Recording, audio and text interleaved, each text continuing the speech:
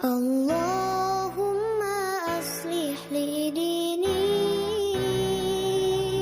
alladhi huwa ismatu amri wa aslih li dunyaya allati fiha ma'ashi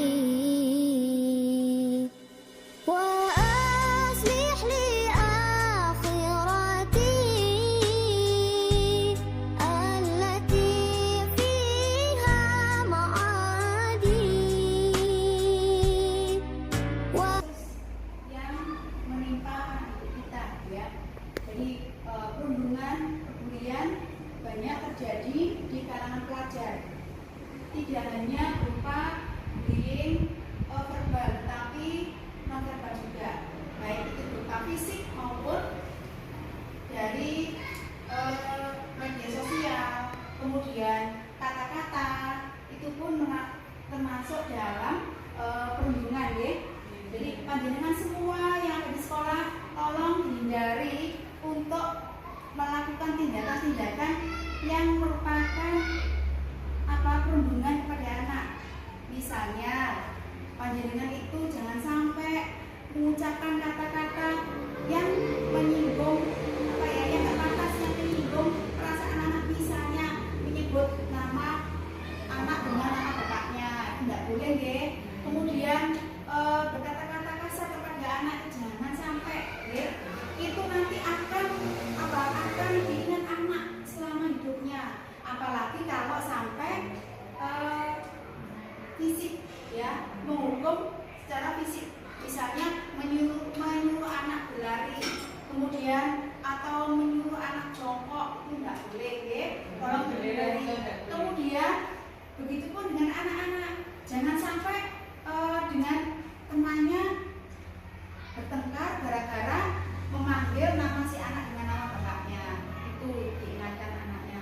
Kemudian untuk anak-anak, karena sekolah kita itu sekolah kelihatan, ya, kita ingatkan anak untuk makan dan minum makanan yang sehat. Jadi menghindari makanan yang mengandung P5. Apa sih P5 itu?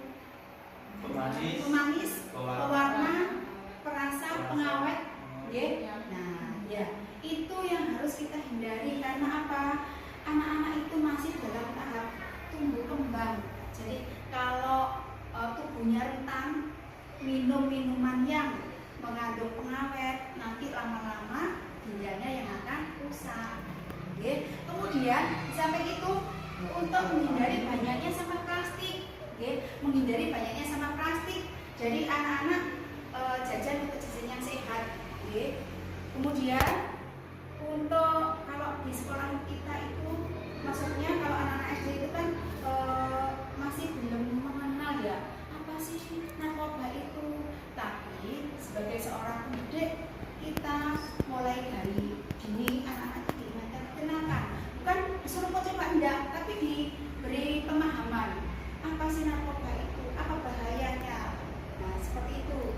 Tetap waspada dan selalu mengingatkan anak, karena sekarang itu para orang-orang yang ingin merusak mental anak tidak hanya langsung ujuk-ujuk dikasih ini, enggak, tetapi mungkin dalam bentuk makanan atau minuman seperti itu. Tidak hanya anaknya, tetapi Pak Guru, Bu Gurunya juga harus waspada. Allahumma aslih li dini alladhi huwa ismatu amri wa aslih li dunyaya allati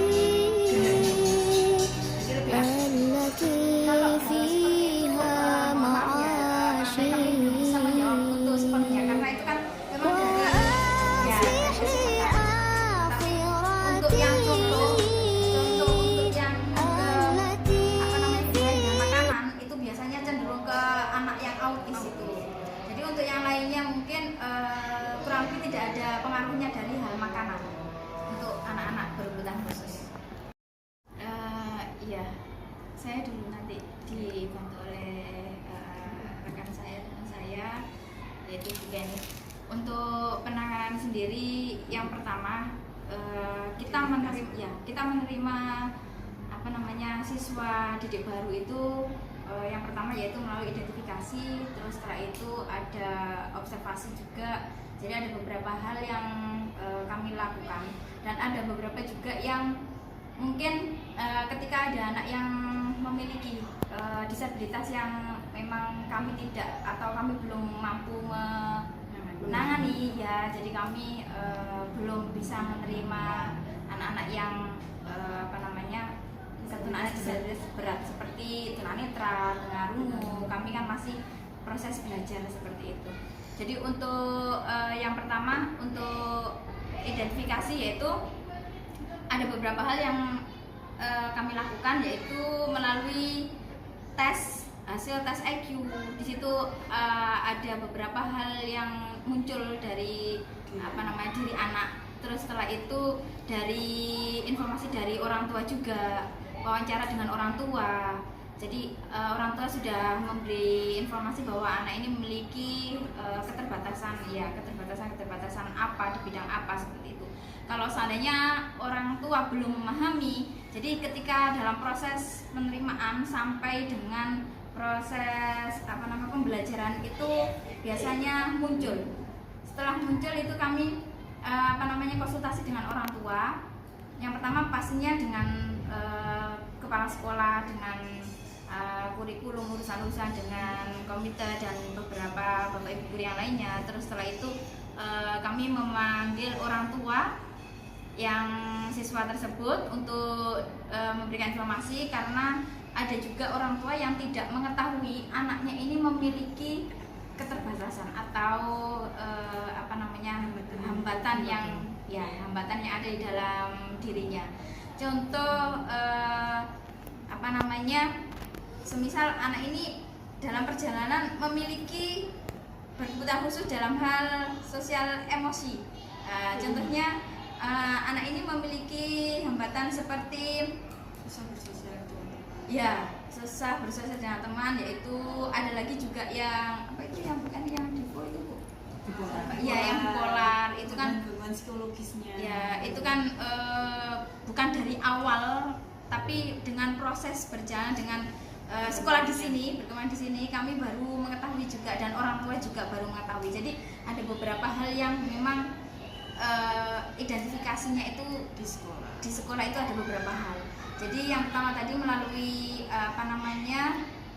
tes IQ, terus setelah itu yang kedua wawancara dengan orang tua, terus observasi, terus setelah itu dengan Ya, cara penanganan inklusi yang pertama, kita menentukan dulu inklusi dulu, Pak. Cara menentukan inklusi yang pertama ada tes assessment diagnostik. Tes assessment diagnostik ini adalah untuk mengetahui anak ini masuk inklusi atau tidak. Intinya IQ-nya itu berapa.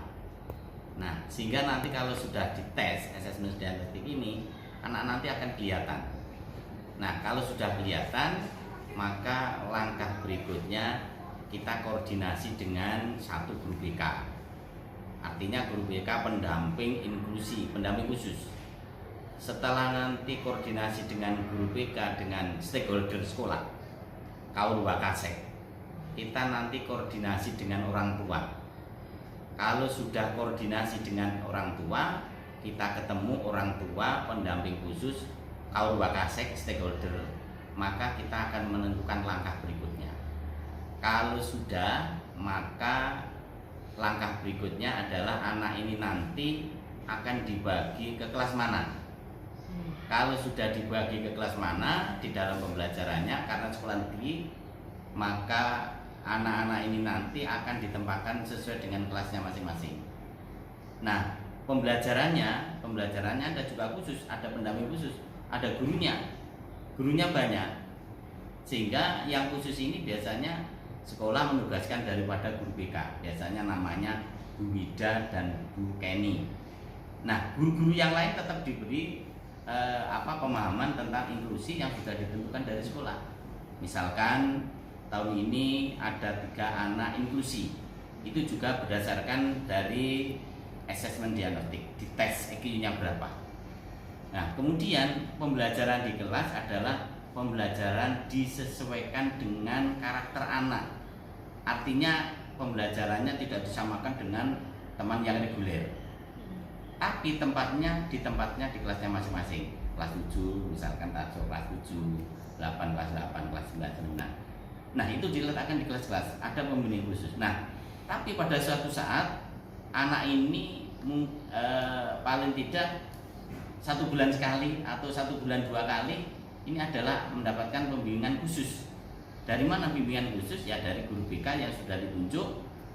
2 orang tadi yang saat ini guru pendamping khusus dari BK ini mendapatkan beasiswa dari Pemda Kabupaten Lamongan untuk sekolah inklusi S1. Nah, saat ini menempuh untuk S1. Nah, kemudian berikutnya kaitannya dengan inklusi ini, seringkali anak-anak yang inklusi ini dilihat dia masuk jenjang mana.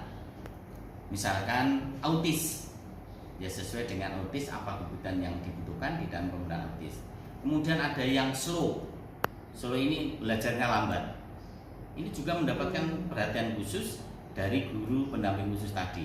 Ada yang tunadaksa dan seterusnya. Jadi intinya anak-anak inklusi yang ada di SMP Negeri 1 Kedung Pring ini dirawat dengan baik sesuai dengan kemampuan anak. Pembelajarannya pun juga disesuaikan dengan kemampuan anak, karakteristik yang dimiliki oleh anak.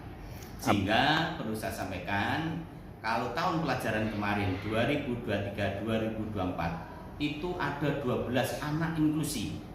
Dari 12 anak inklusi ini yang lulus 9. Berarti sisa yang dari tahun kemarin ada 3 anak.